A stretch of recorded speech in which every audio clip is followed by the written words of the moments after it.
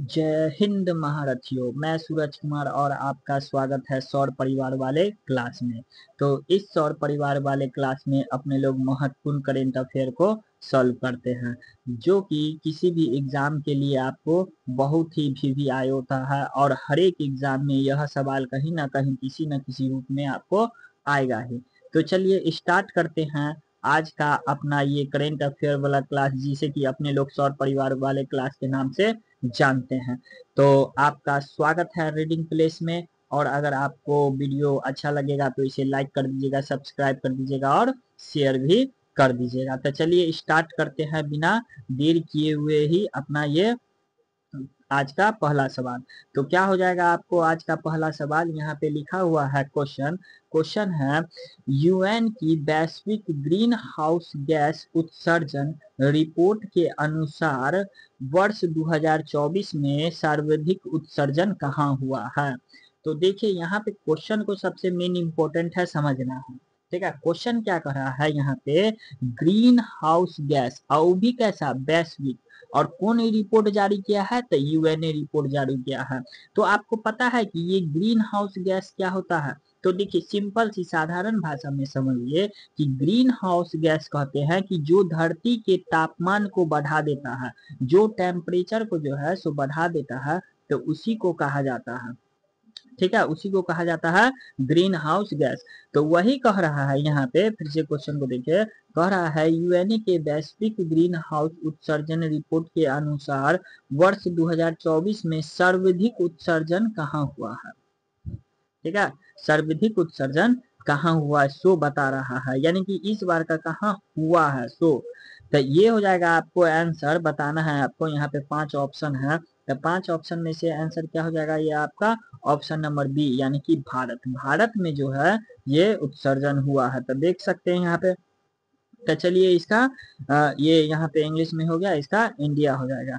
यहाँ पे देख सकते हैं, कह रहा है ना, यह जो संकलन यानी कि मीटिंग हुआ था सो कैमा नंबर का हुआ था, 16 नंबर का हुआ था। ठीक है, और इसी में जो है ना सो कह रहा है कार्बन डाइऑक्साइड यानी कि CO2 का उत्सर्जन 23 है ना प्रतिशत से बढ़ के कितना हो गया है, 23% बढ़ गया।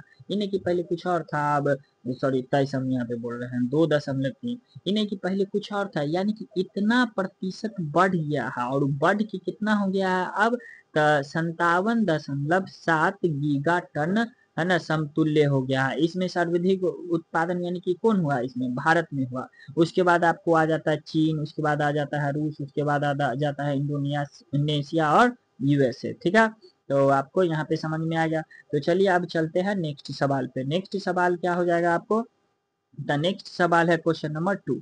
तो क्वेश्चन नंबर 2 में कह रहा है, तो क्वेश्चन नंबर 2 में कह रहा है हाल ही में, एक मिनट पेन ले लेते हैं।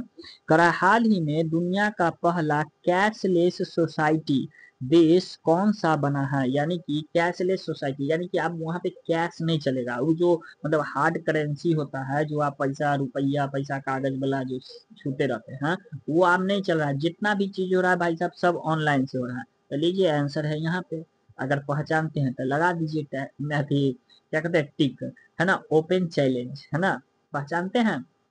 तो देखिए इसी तरह से यहाँ पे प्रैक्टिस करते करते ना मैप का भी अपना लोग का प्रैक्टिस हो जाएगा। तो देखिए ये है अपना प्यारा भारत, और ये है आपको स्वीडन।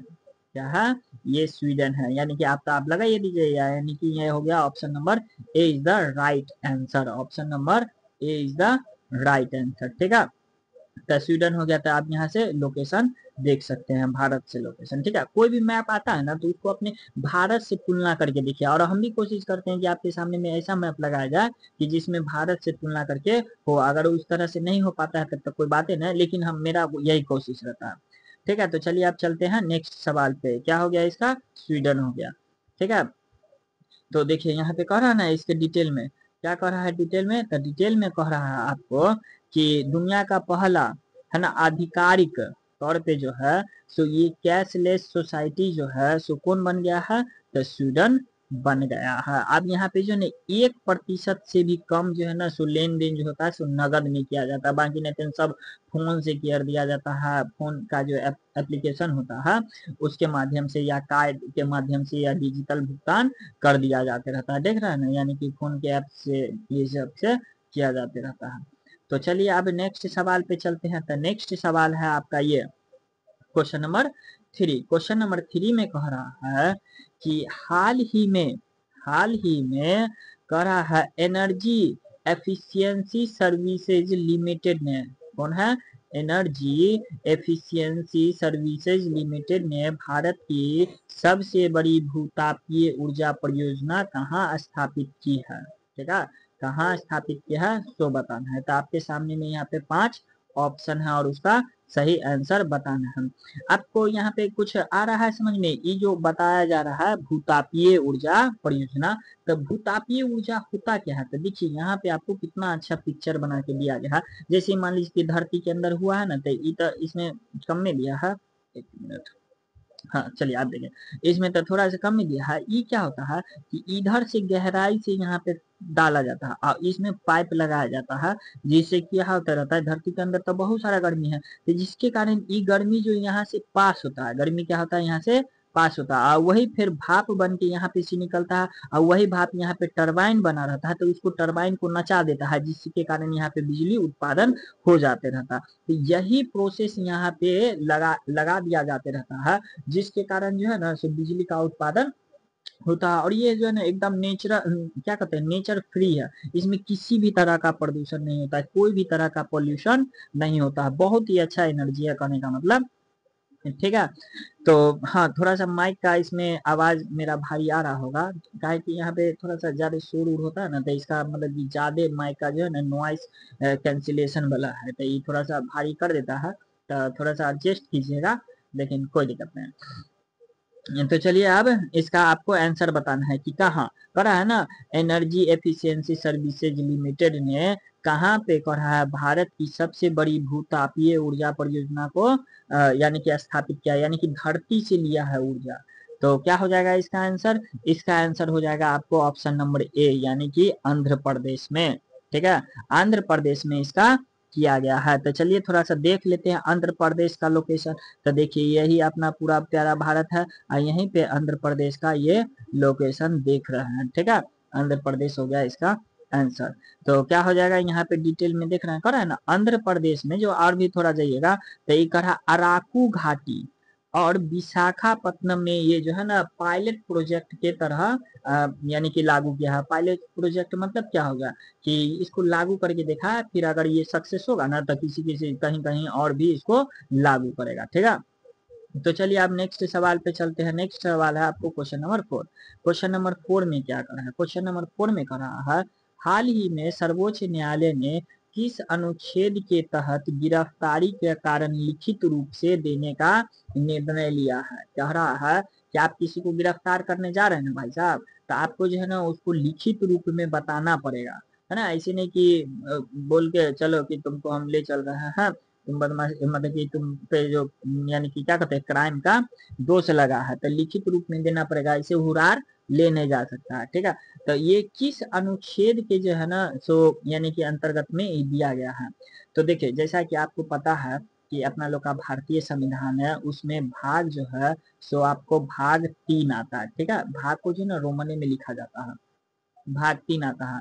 भाग 3 को जो है ना सो क्या कहा गया आपको, फंडामेंटल राइट, फंडामेंटल राइट कहा गया। भाग 3 में जो है फंडामेंटल राइट दिया गया, उसी में जो एक आर्टिकल्स है आपको आर्टिकल्स 22, ठीक है, आर्टिकल्स 22 के ही अनुसार कहा है कि अगर आप किसी को गिरफ्तार कर रहे हैं तो आपको भाई साहब उसका कारण बताना पड़ेगा, उसको रीजन बताना पड़ेगा, ऐसे ही आप नहीं ले जा सकते हैं कि चलो घूम के आते हैं, ठीक है, मतलब घूम के लेते जा सकते हैं लेकिन गिरफ्तार करने के लिए आपको कारण बताना पड़ेगा, ठीक है।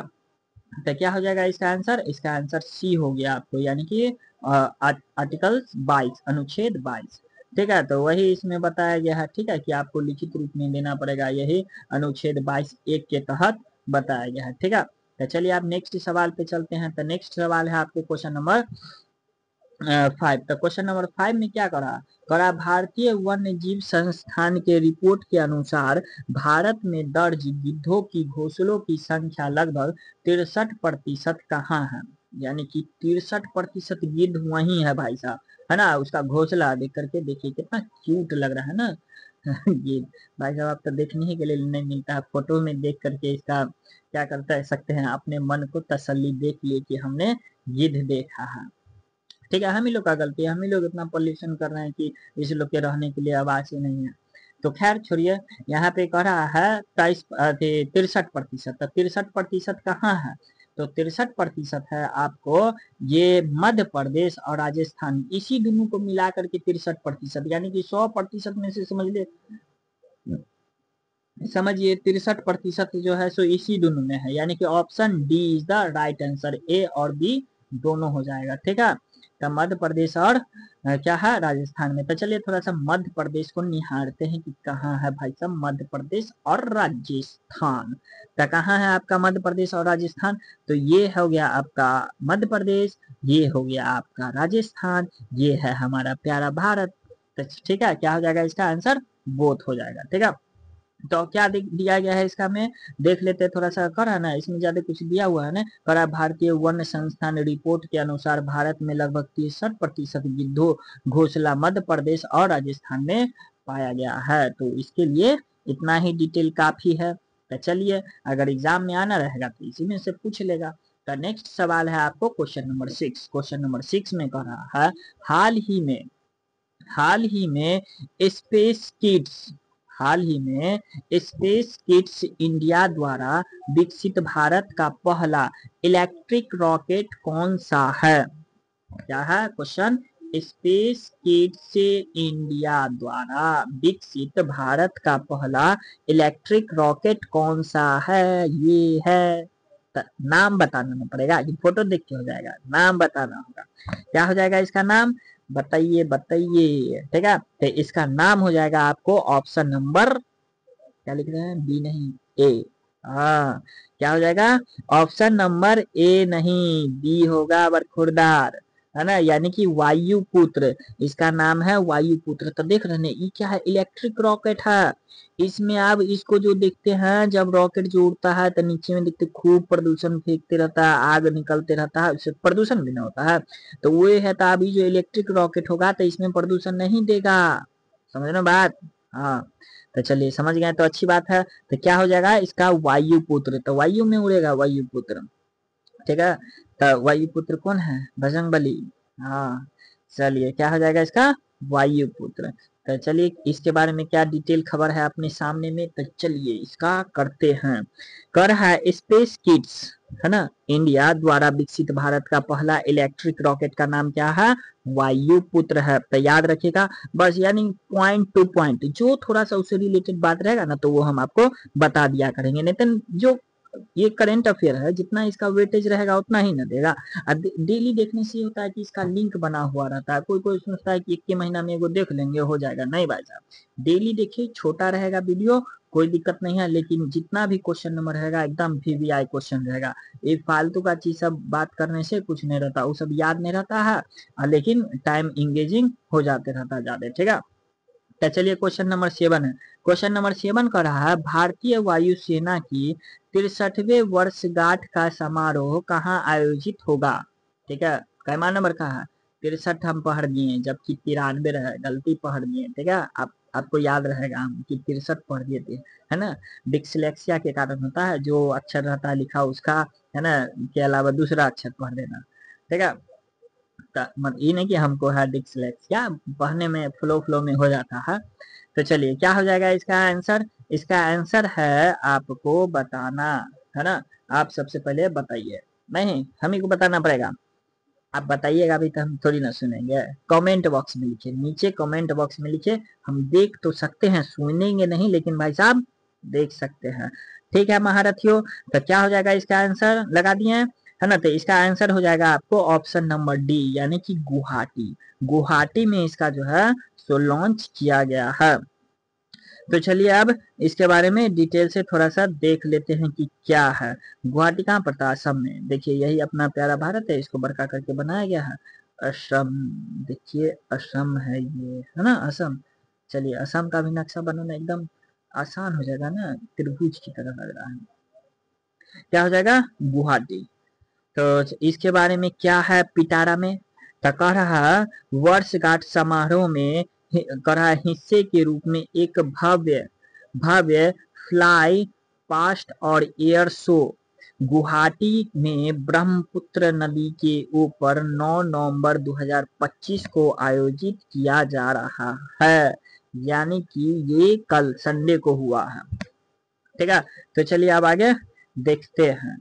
कह रहा है नेक्स्ट सवाल है आपको क्वेश्चन नंबर 8। क्वेश्चन नंबर 8 में है, कह रहा है हाल ही में राष्ट्रीय कैंसर जागरूकता दिवस 2025 कब मनाया गया? बताइए कब मनाया गया? ठीक है, देख रहे हैं ना जागरूकता अति बढ़ा रहा, सबको जागरूक हो गया, इसलिए सबके चेहरा पे स्माइल है ना। ई भाई साहब को देखिए इसको क्या हुआ है ना, ये नहीं लगता है जागरूकता नहीं फैला। तो क्या हो गया इसके सामने में, आपके सामने में ना, आपके सामने में 4 ऑप्शन है। तो क्या हो जाएगा इसका सही आंसर? राष्ट्रीय कैंसर जागरूकता कब मनाया गया है? तो ये मनाया गया आपको यानी कि 7 नवंबर, ऑप्शन डी 7 नवंबर को मनाया गया है।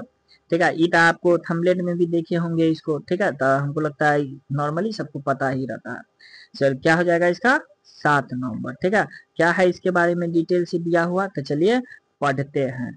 कह रहा है यह दिन हर साल 7 नवंबर को मनाया जाता है। क्यों मनाया जाता है 7 नवंबर को?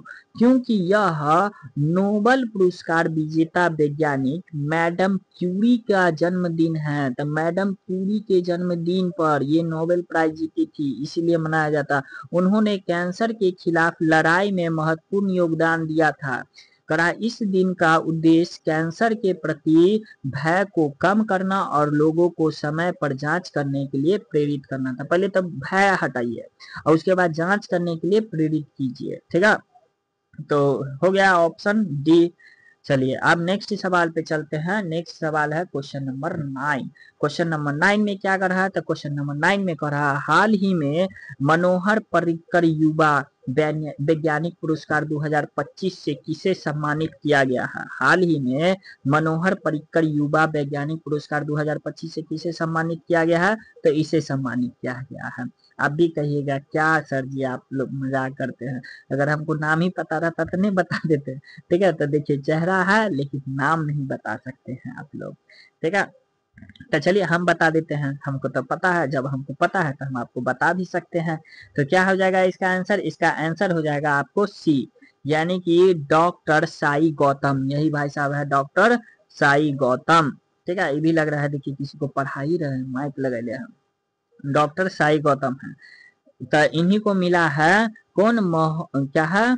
मनोहर पर्रिकर युवा वैज्ञानिक पुरस्कार। ठीक है, किसको मिला है? मनोहर पर्रिकर वैज्ञानिक युवा पुरस्कार, तो डॉक्टर साई गौतम को, डॉक्टर साई गौतम को। ठीक है, तो चलिए देख लेते हैं इसके बारे में क्या है। इसका देखिए ना इंग्लिश में हो गया आपको डॉक्टर साई गौतम। ठीक है, अब नेक्स्ट सवाल क्या हो जाएगा आपको? नेक्स्ट सवाल है, नेक्स्ट सवाल है उसी का डिटेल में है।